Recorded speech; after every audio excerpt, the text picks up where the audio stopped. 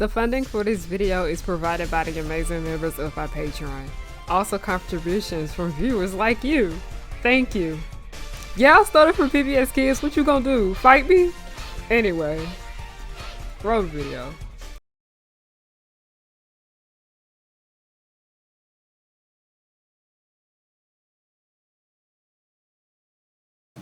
Okay, so y'all know like a big thing on my channel this year is that I really wanted to talk more about women in animation, and I mean all of it. Women on screen, women behind the scenes, and women wearing shoulder pads is the perfect show for me to discuss. I said I wanted to see more women in animation in 2025, and I'm getting what I wanted. Yay!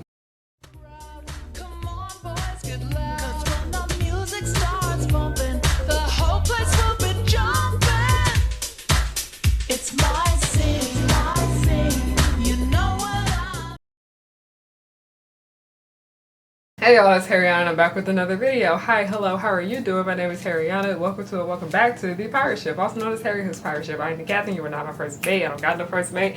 But you want to know why? Bring your ear closer to the speaker so you can hear me clearly. No one's worthy of being the first mate. But hi, hello, how are you doing? My name is Harriana, and I like to make content based on nostalgia and family and children's entertainment and all the issues that I find within those spaces. We're not talking about anything nostalgic or anything family or children's entertainment because this show is raunchy as hell. No one under the age of 18 needs to be watching it. We're going to be discussing women wearing shoulder pads, and I could say that this is a bit nostalgic because the series does take place in 1980s Ecuador, but I am somebody that appreciates animation and I want to make the videos that I want to see, and I have not really been seeing that many people talking about women wearing shoulder pads, and I just have so much to say about it, and that has to do with the fact that I just need somebody to talk to the show about. I've been talking about it with my sister. I talked about it with some of y'all like in my comments where I made my shorts about it and I posted about it on my page, but I want to just sit and elaborate on why I think like women wearing shoulder pads is like a chaotic masterpiece. Like this has to be one of my favorite things that Adult Swim has done to this day, like behind the Boondocks. And the Boondocks got its own problems with the way they portray women. The show has a lot of ongoing issues with misogyny, but before we go ahead and get started, I just want to do some quick little shameless plug. I am doing better about promoting my Patreon. I do have a Patreon. The cheapest tier is $1. The one that costs the most is like $5. I try to keep everything $5 below over there. But I post behind the scenes of my videos. I post early access, and I also post exclusive content over there just as well. Exclusive content not only for my channel but also for my shop. And the most recent exclusive video that I posted over there is about movies that I just have no interest in watching, at least not anytime soon. Some of the reasons are very petty and some of them are very serious. One of the films I do talk about is just the Equestria Girls film series. So if that interests you, the link to that will be down below. Completely optional. Now let's go ahead and continue on with today's subject matter. Women wearing shoulder pads. I did not expect this show to blow me away as much as it did, because I watched it on a whim. I was interested in the trailers, but like the more I sat and watched the show, the more hooked I began. And one thing about Adult Swim is that they would premiere the episodes literally on like Monday midnight, and I would stay my ass up to watch it Monday at midnight while I was sitting there doing my homework. But before moving forward, for any of you guys who do want to watch the show but you want to go in with like a blind eye, you don't want any spoilers, I recommend stopping the video here, watching the show, and if you watch it all in full, it's probably like an hour and 30 minutes long, and then coming back. But you all have been warned, this video is going to be full of spoilers because that is the only way that I could just talk about how much I really appreciated this series. So let's begin. What is women's wearing shoulder pads? Women wearing shoulder pads is the newest Adult Swim animated, stop motion animated series specifically, and it is Mexican animation. We have not really been seeing much of Mexican animation lately, mainly like in America. A lot of their shows we don't really see them here, but this is the first series that they've had that actually was airing in Spanish, and they did dub it in English, but they made us sit there and wait 8 weeks watching the Spanish dub until they put out the English dub. And while this series is a part of Mexican animation, the series actually takes place in Ecuador in the 1980s, and it follows the lives of numerous women, and they're just all unhinged to a certain degree. Like, if y'all want a woman unhinged the show, watch women wearing shoulder pads, because I mentioned that in my video where I was talking about how like K-pop Demon Hunters is like the cutesy stuff with women, but like this is the more unhinged women. And somebody also mentioned that K-pop Demon Hunters did have unhinged women. They were, but it's about women, guinea pigs, and everything in between. Yes, guinea pigs, that's what I said. The main character of the series is Marionetta. She is this businesswoman. She's a Spanish businesswoman specifically, as in she is a Spaniard, meaning that she is just a white woman that speaks Spanish. One day y'all gonna learn that white people that just speak Spanish are still white people. Y'all gonna learn one day. But the show puts so much emphasis on the fact that she is a Spaniard, and you can tell because in the series she looks very different from everybody. Like, she's a lot lighter than plenty of other people here, and I'm gonna bring that up later because this was something that I noticed early on watching it, but then when I watched the show in full, I had a better grasp of what they was doing with this, and it was actually really well done. As we meet Marionetta, she is this businesswoman, but she's also an advocate for guinea pigs, and they call them koi, but I'm gonna say guinea pig because I was having such a difficult time pronouncing koi correctly.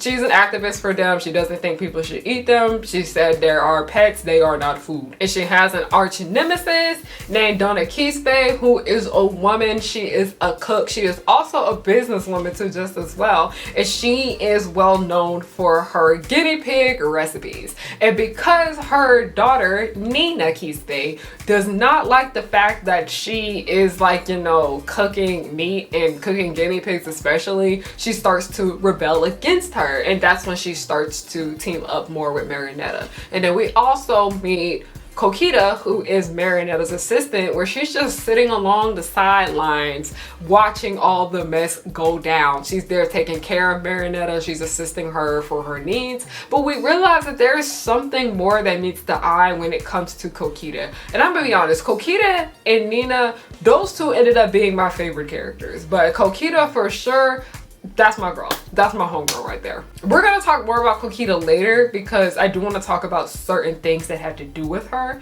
but I mainly want to get through like the major 5 characters of the show, which are Marionetta, Donna Quispe, Nina Quispe, Coquita, and the last one is Espanza. Espanza is basically, you know how they have like the bullfighters? She's basically a fighter for like the guinea pigs, and she had a one-night stand with Marionetta and then just like fell in love with her, and it's so bad, y'all. Like, I wanted to tell that girl to get up the whole entire film. And as I say this show is the most toxic yuri out here. Okay, if you are a fan of toxic yuri, if you're just a fan of yuri in general, oh, you'll most definitely watch this show because not only is the show like gay as hell, men barely exist in it. There's really only one man that we see in this show, and he's dead. We're gonna bring him up later though, but it is the least male-centered piece of media that I have seen lately, and I adored it. So much of animation that I have been seeing lately has been very, very like male-centered. They focus on the male characters more than they do with the female characters.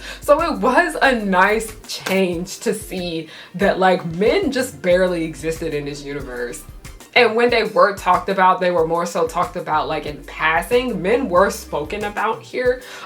It was clear that there are women in this universe that are attracted to men, but basically this was mainly about the women. And as I'm talking about, by the way, I'm looking at my notepad. As we are talking about the art in this series, one major thing that I really liked with it being stop motion animation is that not only was it stop motion, we also saw some live action shots in there too just as well, specifically when it had to do with like hand shots, like when we needed to see somebody pour something, yada yada yada, we saw like real life objects, we saw real hands. If we saw somebody walking, we saw real legs and we saw real feet. And like also it was one scene that I thought was really funny where Donna Keith's basically crashed Marionetta's New Year's party and she bought, you know, cooked guinea pigs, and we see shots of people in there just eating the guinea pigs. It is so funny, but it's like so creative though how the show just wanted to like put together live action and animate it.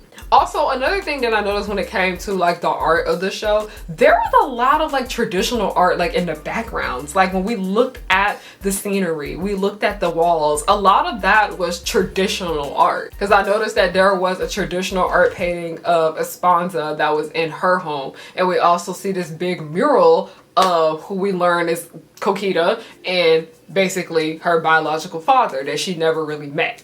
Never really met, she didn't meet him. One of the major things that I recommend people viewing women wearing shoulder pads, and like I said, there's only like 8 episodes and they're all 11 minutes long.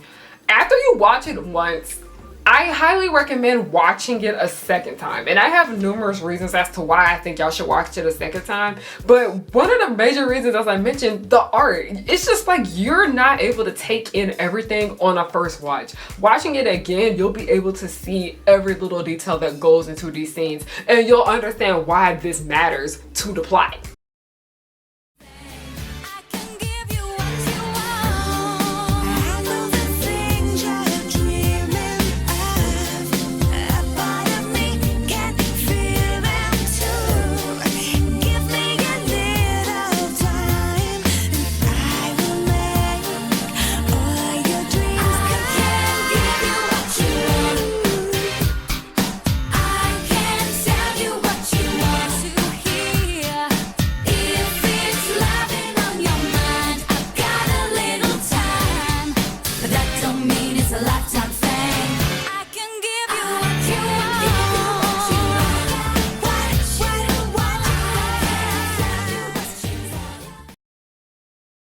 I do want to mention how I picked up that the show was like giving me like colorist vibes. Mind you, I even said this myself that I didn't want to judge the show until the whole entire first season was out. So the thing about colorism, once we started to see more and more dark-skinned people in this show, I started to realize that this is actually a series about colorism. Like, it was very interesting how it was done. Do I think some things could have been a little bit tighter? Most definitely, but I most definitely see what the team behind the series was doing with it.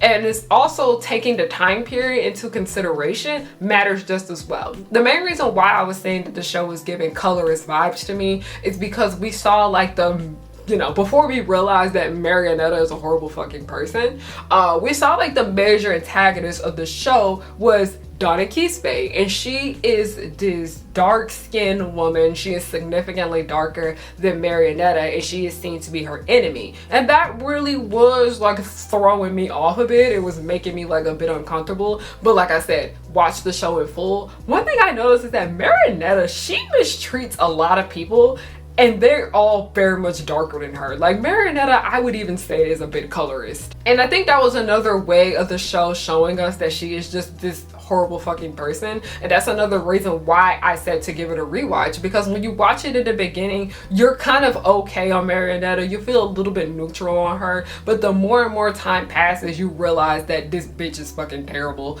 And giving it a rewatch, you will start to see that these horrible traits were there from the beginning. But as I mentioned, that the show, I'd say, is like a bit of a commentary on colorism too, just as well.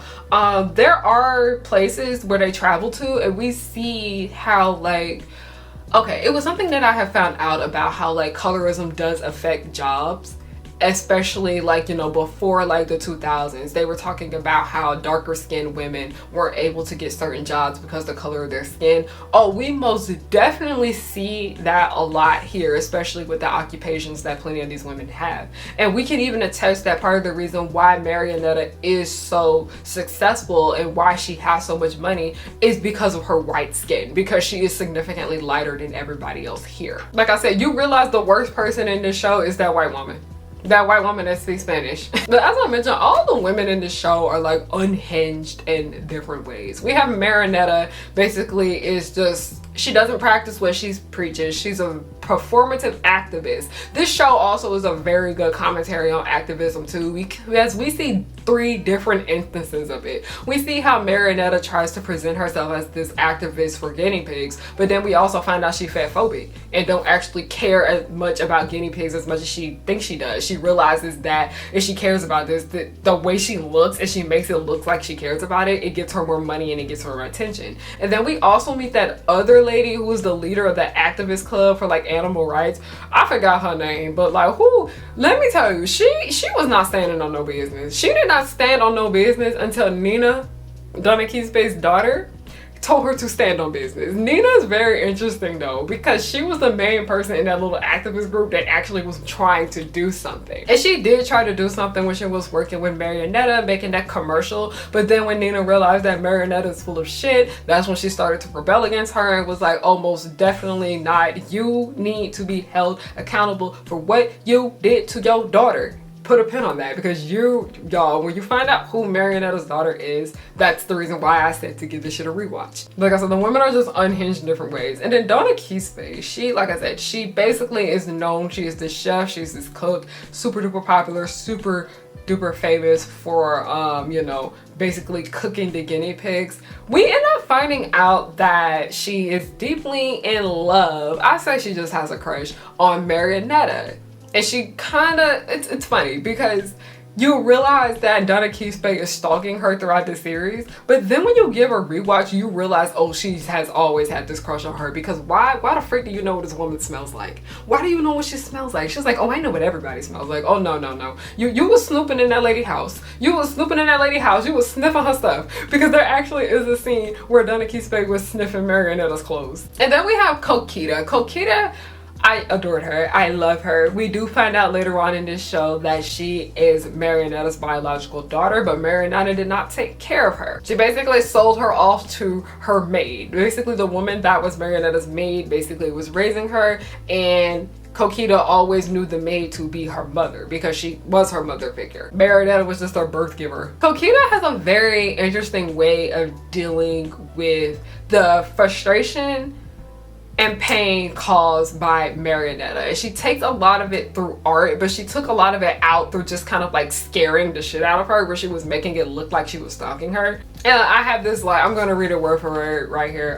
When you learn about who Coquita's biological mother is, who is Marionetta, you notice this odd dynamic between the two of them, especially when it comes to how Marionetta talks to Coquita, but how she also speaks about her. Because somebody had said something like, it was Esponza actually. Esponza had straight up asked Marionetta, like, why did you break up with me through your maid? And Marionetta was like, oh, she's not my maid, she's like family.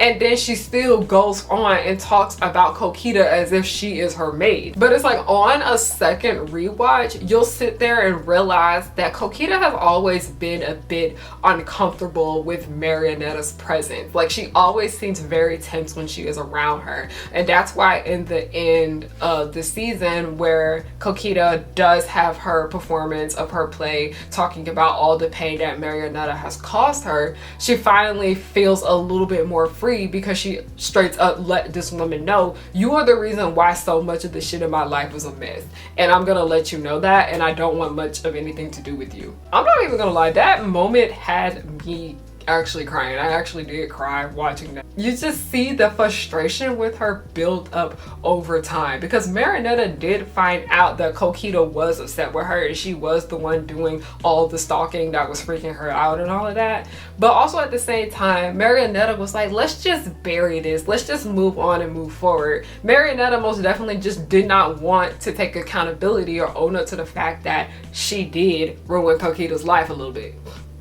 A lot. She basically abandoned her. And speaking of like another like mother-daughter thing that is going on in the show, Nina is like I said, Kokita was hilarious, Nina was hilarious. Those were my two favorite characters. Nina wants to be nothing like her mom all season. Like, that is like her major motive. She wants to be nothing like her mom, and that's the main reason why I don't even say that's her main reason, that's Marinetta's main reason. Marinetta basically teamed up with Nina to get back at Donna Quispe. And Nina thought it was like for the greater good until she realized that Marinetta was just basically using her for selfish reasons. For most of it, we see that Nina wants to be nothing like Donna whatsoever. But at the end of the season, she comes to the conclusion that she is her mama daughter. You know, when you don't want to realize that you're a lot like your parents in certain ways, Nina had that realization. But it also was a bit funny because, like I said, if you go back and rewatch it, you see that Nina is very similar to Donna from the beginning. It's so funny, y'all. Also, Donna Quispe is so hilarious. All the characters are just super duper funny. And I can tell that Donna did care about her daughter, but Donna is just a hot mess. She was just so concerned about her business. She was just so concerned about money. But so much of her beef with Nina just had to do with the fact that Nina just didn't want to eat meat. Also, Esponza, oh my god. Esponza's scenes, y'all. Like I said, giving it on a rewatch, a lot of her scenes were just unwatchable for me. And that's not saying that it's bad, it's just because I was just getting so much secondhand embarrassment from them, because I'm like, you are doing so much for this woman who has no interest in you. Girl, get on, move on, it's okay. Honestly, you're too good for Marionetta. Marionetta's not a good person. But y'all wanna know something that's funny? Esponza does come to this realization that Marionetta sucks, but she didn't realize it until, I can't say this because I try to keep it PG-13 over here. I can't straight up say this, but okay, let me say the PG-13 version of it. It took her sleeping with her a second time to realize that Marionetta's a horrible person. And that just killed me so much. And I think a lot of that has to do with like Esponza seeing throughout the course of this, because the show probably took place over the span of like a month. Seeing how Marionetta interacts with people, seeing how she speaks to people, seeing how she treats everyone like nothing around her. Like I said, everybody's literally darker than her. She treats them like shit. That's why I personally think Marionetta is colorist. She was even treating Esponza like shit. Esponza was like, you know what? I don't think I want to be with somebody like you. Mind you, Esponza was down bad and was trying to marry her. But later on, she was like, you know what? No. You're on your own. I'm good. We're good. I'm done with you. That's pretty much it. I don't want to talk about the show in any more detail because I really do think y'all should watch it. I really do. Like I said, you gotta be over 18 though, because this is an adult ass show. And when I say that, the show's it does have a lot of mature themes. It talks about, like, you know, having a complicated relationship with your mother. It talks about business. It talks about animal rights. It talks about numerous other things. But like, the show's raunchy as hell. It is super duper raunchy, but like, it's not from like a male gazy perspective though. It's very interesting how the show went about the raunchiness here. It was very interesting. There were some scenes in it that did make me a tad bit uncomfortable, but like, oh yeah, it is very much from a female's perspective. That's pretty much all I wanted to say. Like I said, I don't want to talk too much about women wearing shoulder pads because I just really do want more people to watch the series. If you see women wearing shoulder pads, what did you think? If you plan on watching women shoulder pads, let me know in the comments down below. I would love to talk about it. But thank you all so much for watching this video. Have a great day, night, whatever time of the day you chose to watch it. I'm just thankful that you're watching with the ads on. Alright, thank you. Goodbye.